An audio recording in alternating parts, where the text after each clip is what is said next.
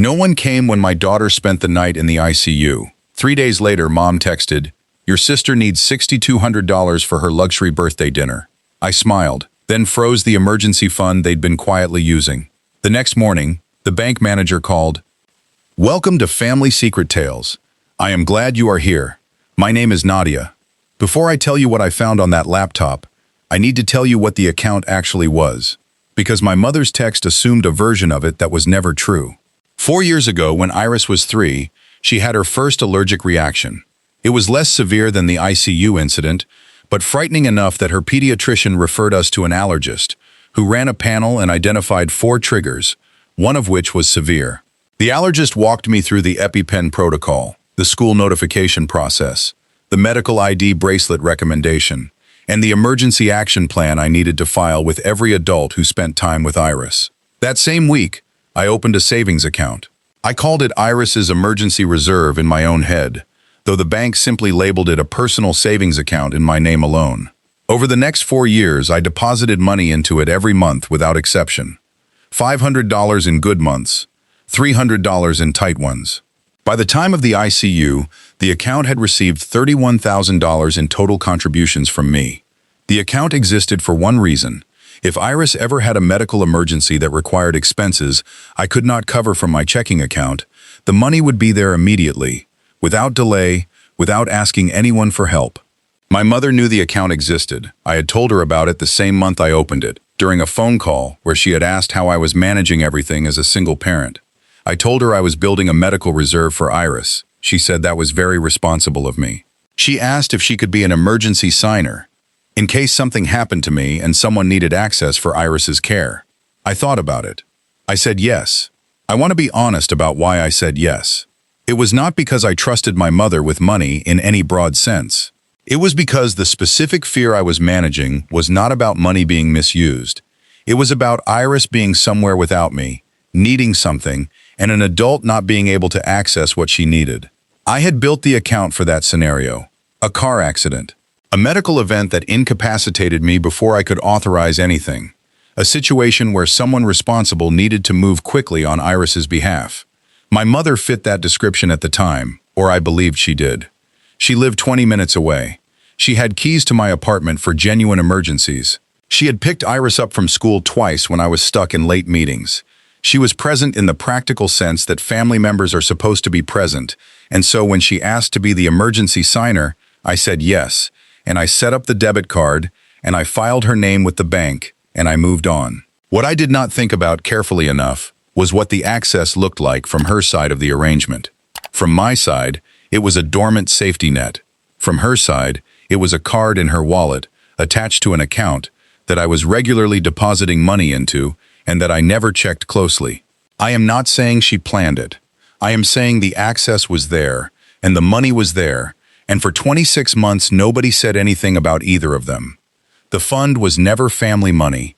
It was never a shared resource. It was never something I had built for anyone other than Iris. That distinction was clear to me when I opened the account, and clear to me when I gave my mother the emergency access, and clear to me every month when I transferred my $300 or $500 into it. It appears not to have been equally clear to everyone who had the card. Over 4 years, nobody in my family called to ask about the account balance. Nobody called to say they had used the card for something. Nobody texted to say, "I borrowed some from the emergency fund. Just wanted you to know." The first time the account came up in conversation was my mother's Friday text asking for $6,200 more. My mother's Friday text. I kept coming back to the wording. "Can you transfer from the emergency fund today?" Not, "I know the fund is for Iris, but is there any way?" Not, "I realize this isn't what it's for," but just, "Can you transfer?" Like the question was logistical rather than ethical. Like the answer was already assumed, and the request was just about timing. I looked at the balance on the screen. I opened the statement history. I want to be precise about what that meant. She was not a joint account holder.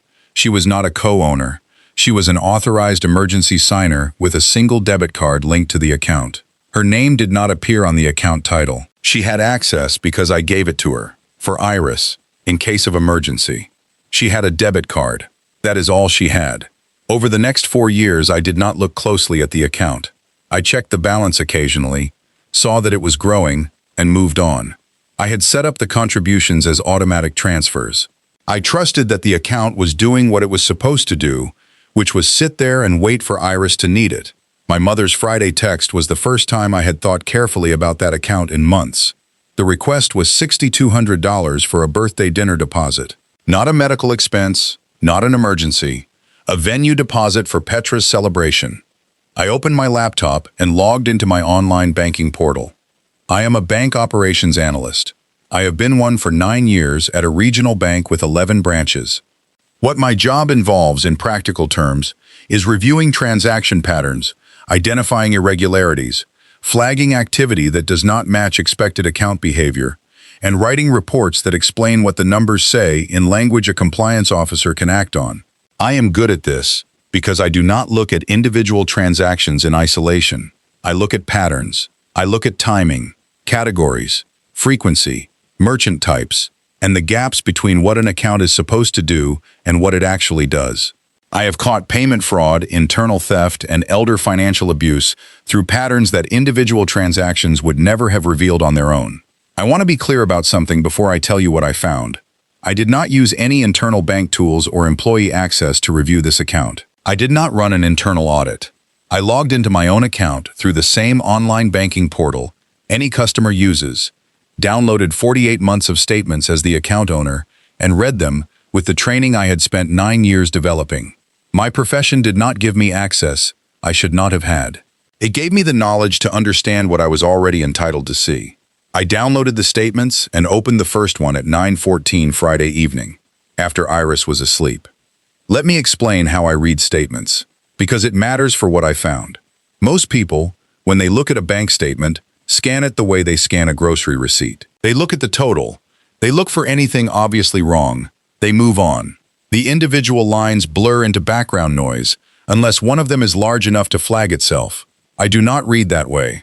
My job trained me to build timelines, to group by merchant category rather than by date, to notice what is missing as much as what is there. When I review a client account for irregularity, I am not looking for the one withdrawal that does not belong. I am looking for the pattern that the individual withdrawals are collectively producing, because fraud and misuse do not usually announce themselves in single large transactions. They hide in frequency, they hide in consistency, they hide in the slow accumulation of small decisions made by someone who assumes nobody is looking closely enough to see the shape. The account opened 4 years ago with a $500 initial deposit. For the first 4 months, the only activity was my monthly contributions. No withdrawals, no transfers out. The account was doing exactly what I had built it to do. In month 5, there was a withdrawal of $340. The merchant code indicated a salon. I stopped on that line. I wrote it down. Date, amount, merchant category. I made a column for each. Then I kept reading. Month 6, a restaurant charge, $180. Month 7, 2 withdrawals, $220 and $95. Different merchant categories, but both personal service. Month 8, 1 transfer of $600 to an external account number I did not recognize. I wrote down the external account number. Month 9, a gap, nothing unusual, just my contributions arriving each month and sitting there. Month 10, $440 at what the merchant code identified as a home goods retailer. By month 12, I had a clear picture of the category distribution. By month 16, I could see the frequency pattern. By month 20, the external account number had received 7 transfers totaling $4,100. By month 26, the list was 4 pages long. The salon charges came in pairs, a few days apart, the way a deposit and a balance payment would appear. The restaurant charges clustered on weekend evenings.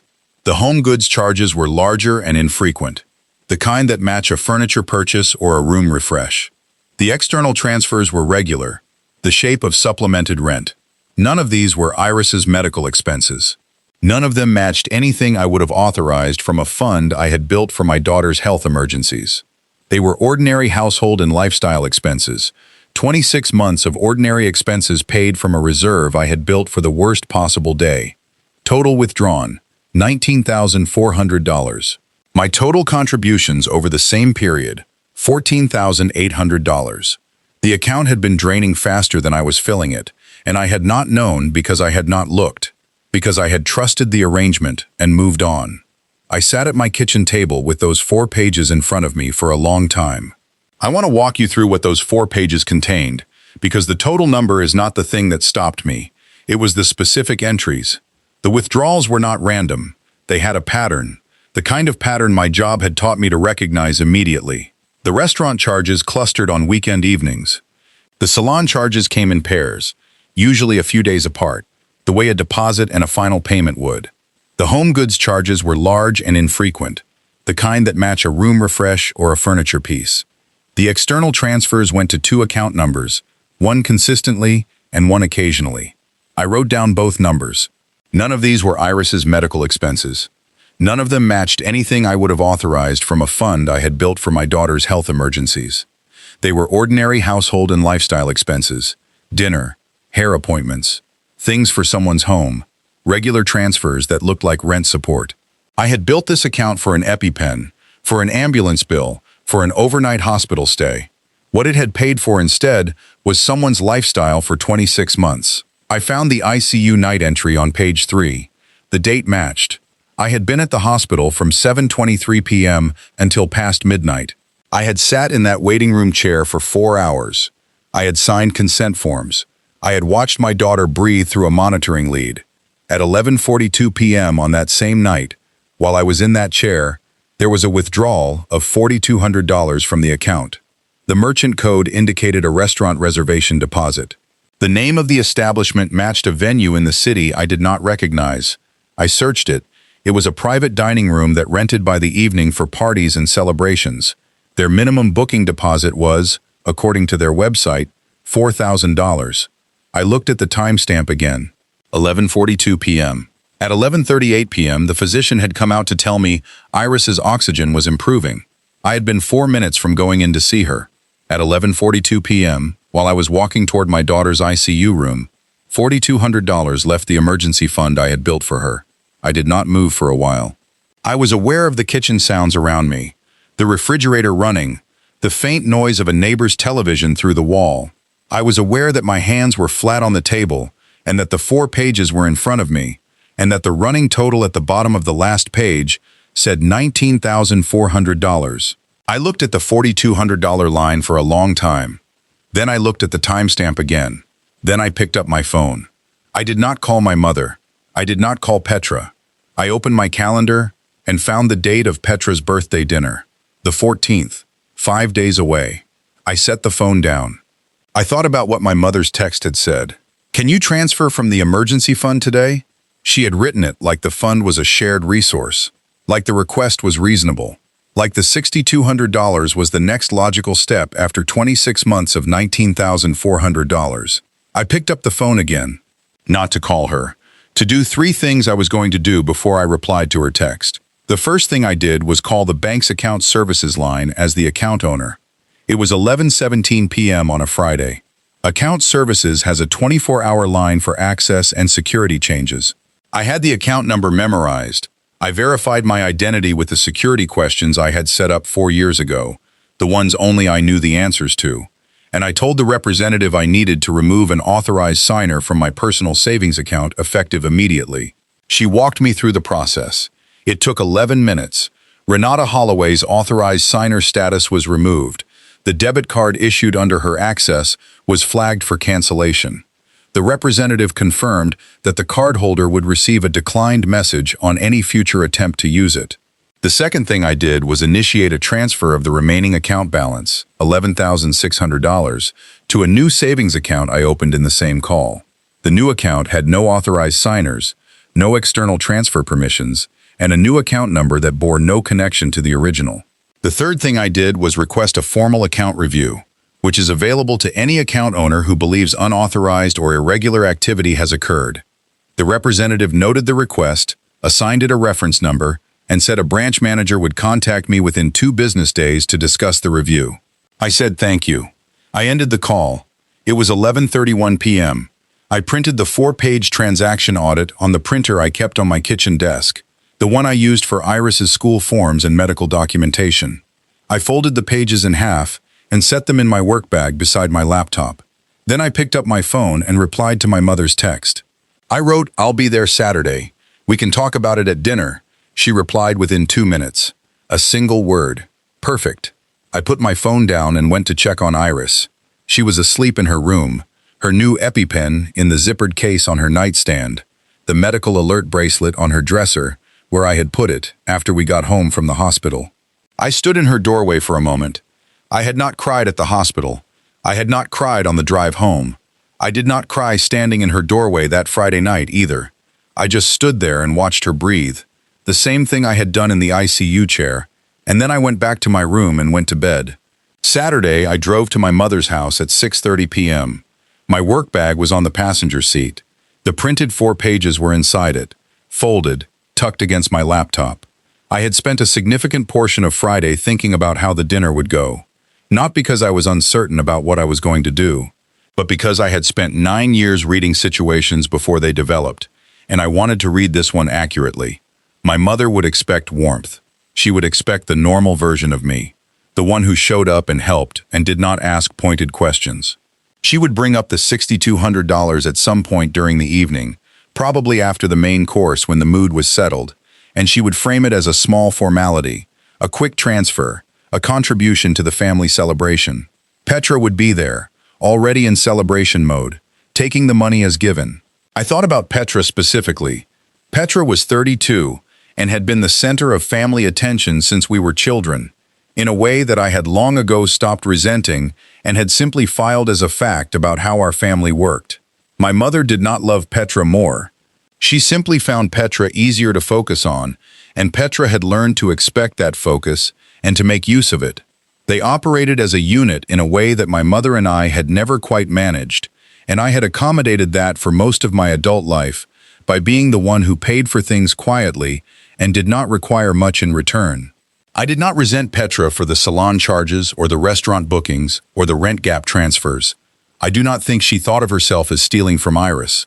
I think she thought of herself as someone whose needs the family resources existed to meet, and the fund was a family resource, and therefore it existed to meet her needs. The logic required not thinking about where the money came from or what it was for. Petra was good at not thinking about things that complicated her position. What I could not stop thinking about was the 11:42 p.m. timestamp. On the night my daughter was in the ICU, someone had been awake at 11:42 p.m. making a venue reservation. Someone had looked at the card in their wallet and swiped it for $4,200 without, apparently, any awareness of what was happening 20 minutes away in a hospital building. Or with awareness, which was the version I did not want to examine too carefully. I had received a text from Petra on that night. Poor thing. Hope she's okay. I'm swamped tonight. The text was sent at 8:09 p.m. The withdrawal was at 11:42 p.m. There were 3 hours and 33 minutes between those two data points, and I knew what my job would tell me to do with data points that close together. I wrote them down. I put them on the list. I let the list speak for itself. The dinner was at 6:30. I left my apartment at 6:10, which gave me enough time to sit in the car for a few minutes if I needed to. I had Iris's bracelet in the front pocket of my work bag. What neither of them knew was that the account Renata planned to access no longer had her name on it. What neither of them knew was that the card she had been using for 26 months had been canceled at 11:17 p.m. on Friday. What neither of them knew was that I was sitting in their driveway right now, with 4 pages of their own transaction history in my bag, and that I was not going inside until I was ready. I sat in the car for 3 minutes. Then I got out, took my work bag off the passenger seat, and walked to the front door. My mother had set the table for 6.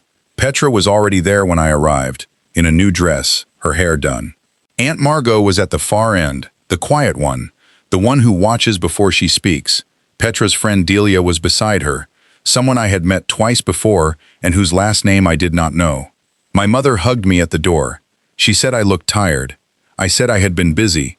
She said Iris was doing better, yes? I said Iris was doing well. Thank you for asking. Nobody asked anything else about Iris. The dinner was my mother's pot roast, the one she made for occasions she wanted to feel ceremonial. The conversation moved the way conversations do, when a group of people wants to avoid the thing that is actually happening. Petra talked about the venue for her birthday dinner, the private room, the menu she had selected, the friends who were coming. She mentioned the deposit in passing, the way you mention a detail when you already consider it handled. My mother made a small sound of agreement. Margot asked about the menu. Delia said she had been to that restaurant and the food was excellent. I passed the bread when it was offered. I said the pot roast was good. I answered questions about my work without saying anything specific about what I had been doing Friday evening. My work bag was on the floor beside my chair. After the main course, during the pause before dessert, my mother put down her napkin and looked at me. We should settle the dinner before Margot and Delia head out, she said. The venue needs the deposit confirmed by tomorrow, 6-2 from the emergency fund, and Petra's covered for the evening. The way she said it, 6-2, like a budget line item, like a number she had already assigned to a category and was simply reporting, was the thing I remembered later.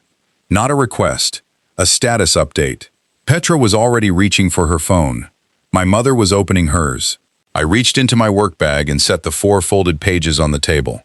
I did not say anything. I unfolded the pages and laid them flat so the columns were readable and slid them to the center of the table. Before we do that, I said, I want to review what the emergency fund has been covering. My mother looked at the pages. Her expression did not change immediately. She looked the way people look when they see a document they were not expecting and are trying to identify what it is before they react to it.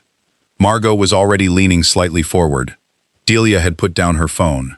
Petra leaned forward. Her eyes moved across the first page. I watched her find the salon entries. I watched her find the restaurant charges. I watched the moment she understood what kind of document this was. Because her posture changed slightly. The particular stillness of someone deciding not to move. This is a transaction record, I said. 26 months. Every withdrawal from the account since month 5, my mother said. Nadia, this is not the time. The account was opened for Iris's medical emergencies, I said. Renata was listed as the emergency signer, not a joint holder, not a co-owner. An emergency signer. My mother's hand moved to her phone. She was going to open the banking app. I knew she was, and I let her. She opened it. She found the account. She pressed transfer. She pressed it again. The screen showed, access denied. This account is no longer linked to your profile. She looked up at me. I removed your authorized signer access Friday night, I said. The remaining balance has been transferred to a new account. The card has been canceled. Petra said, you froze it. I removed an authorized signer, I said. The account is mine. It has always been mine. Margot had not spoken. She was looking at the pages with the careful attention of someone reading something they intend to understand fully. Delia had picked up her water glass and held it without drinking. My mother said, there must be some explanation for some of these. We can go through them. We can, I said. Let's start with page 3. I turned to page 3. I found the entry and set my finger on the line. This withdrawal. Date of October 14th, 11:42 p.m. $4,200. Restaurant venue deposit. The table was quiet in the way tables get quiet when everyone in the room has understood something at the same time, and nobody has decided yet what to say. October 14th was the night Iris was in the ICU, I said. I was in the hospital from 7:23 p.m. until past midnight. I sat in the waiting room for 4 hours and 11 minutes. At 11:38, the doctor told me her oxygen was improving. At 11:42, this account paid a venue deposit. My mother's mouth opened. She said, I did not think. Nobody came, I said, and nobody texted until the fund came up. Petra's phone buzzed on the table. She looked at it and went very still. She turned the screen away from me, but Margot was at the right angle, and I watched Margot read the notification on Petra's screen over her shoulder. Margot set her fork down with the careful deliberateness of someone who has decided to be a witness to something. The venue had called. The deposit had failed. The table understood before Petra said a word.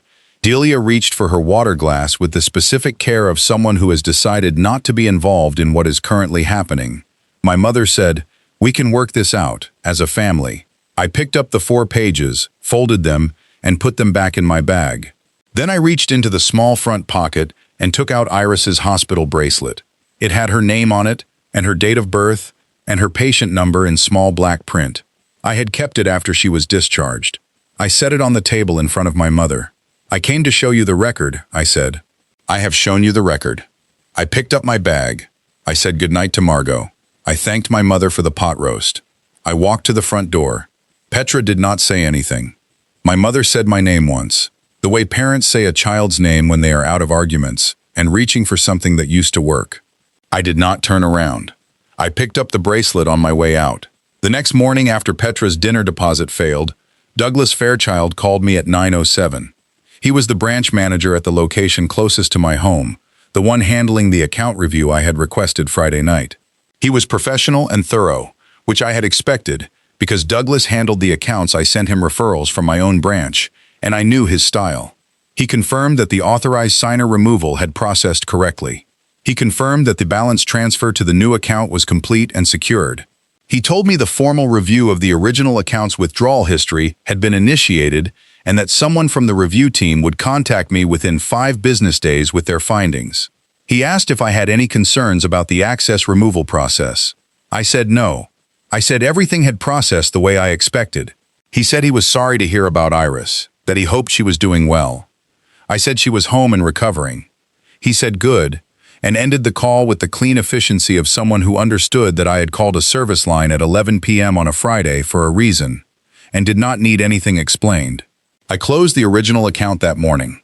There was nothing left in it to close, just the account structure itself, the 4-year-old shell of something I had built with a specific purpose that had been redirected without my knowledge for 26 of its 48 months.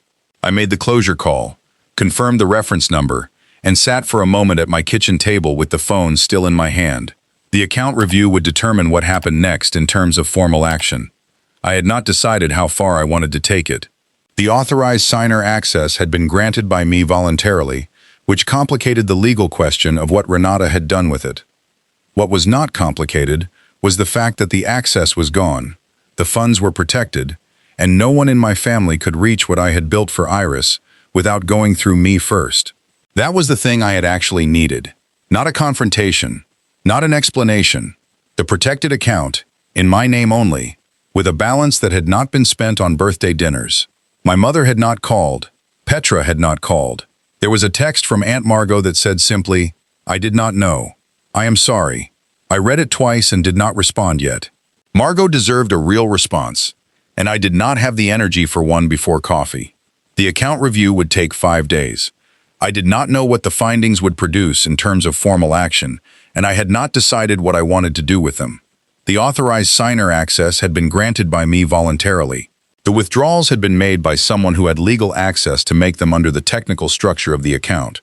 What the review would determine was whether the pattern of withdrawals constituted a misuse of the emergency authorization, a question that sat at the intersection of account terms and intent. I understood the legal complexity. I had spent 9 years working in it. What I knew clearly was this: the account was empty of unauthorized access, the remaining funds were protected, and no one in my family could reach Iris's emergency reserve without my explicit involvement from here forward. Iris woke up at 9:45. She came into the kitchen in her pajamas and asked for cereal. I made her cereal and sat across from her while she ate, and told me about a dream she had had about a dog that could fly. I listened to the whole thing. I asked follow-up questions. She was satisfied with the audience and finished her cereal and went to watch television. I washed her bowl. I dried it. I put it back in the cabinet. On the counter beside the sink, I had set Iris's hospital bracelet when I came home Saturday night. It was still there. I picked it up and turned it over. The small black print had her name and her date of birth and a patient number she would never need to memorize. I looped it around my fingers and held it there for a moment. I had built a fund for the worst night of my life, and it had been there when I needed it. Not because the money was still there, because I had gone back and looked, and I had understood what I was seeing, and I had done what I needed to do before anyone could spend the rest of it on a birthday dinner. I set the bracelet on the counter beside the new account confirmation letter. 2 pieces of paper that meant the same thing in different directions. One for where we had been, one for where we were going. When Iris came back to the kitchen for a snack an hour later, she looked at the bracelet on the counter. "That's mine," she said. "I know," I said. "I'm keeping it for you." She looked at it for another second, decided this was acceptable, and went back to her show. Outside the window, the light was coming in, the way it does on November mornings, flat and clear, the kind that makes everything look precise. The kitchen was quiet. The new account was open and clean, and had only my name on it. That was enough. If your family has ever treated your emergency as an inconvenience while treating themselves as your obligation, leave a comment below. Subscribe to Family Secret Tales, where the quiet ones keep the records.